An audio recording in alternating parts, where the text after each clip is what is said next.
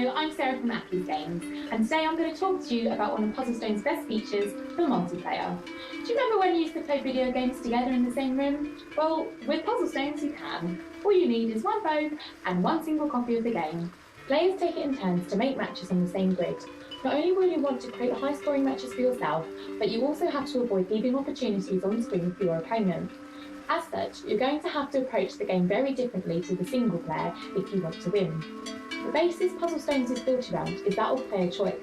Choice in how to shape the grid with your matches, choice in gameplay options, and also choice in how the multiplayer experience works. We've crammed in scoring options on every mode that the game has to offer to you, and you, the player, gets to choose which combinations of these that you want. This way, you can create very different experiences requiring a range of different strategies to succeed. We have 3 main scoring options, each rewarding the player that performs the best in that category with 3 stars, while the loser is given between 0 and 2 stars based on how close they come to the winner's score. High score measures the total score earned by the player across all the matches that they make during the game. Tight, focused matches with fewer gaps are key here. Best match counts only the single, most valuable match that each player has made all game. Once an opponent has gained a lead in this category, it can be hard to win back. So always watch out for how the grid will look after you've made your move.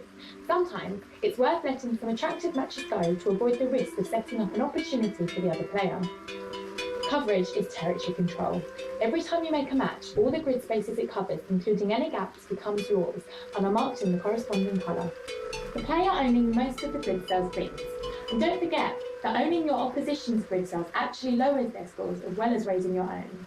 There's also the target colours category, which lets you set up to 2 bonus targets, each with a specific colour found on the grid.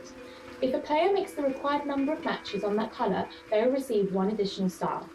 It's not just your own targets you have to worry about, however. Depriving your adversary of theirs can win a close-run game. At the end, the stars from the active scoring options are all totalled up, and the player with the most wins. Matches that cover the most spaces and do well in the coverage category often have lots of gaps, making them low-value matches when it comes to the high score category. So if you're playing with a lot of scoring options turned on, it's important to keep reprioritising which is your current focus. Thanks to an innovative gap-based matching mechanics, there's always a lot of potential moves to choose from, so picking the one that maximises your final stars count is crucial. And remember, just because you lose out in a category doesn't mean it's game over. There's still the possibility of getting 2 stars if you do well, which is only 1 less than the category's winner. So improving your score in a losing category or increasing the score difference in one that you are currently winning can be a very useful means of swinging those star totals in your favour. With all these different scoring options, we didn't want to force gamers to have to play with them all on, all the time.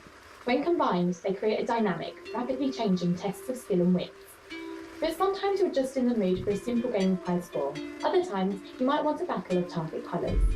Whatever your mood, whatever your preferences, you choose how it works. PuzzleStones has got you covered.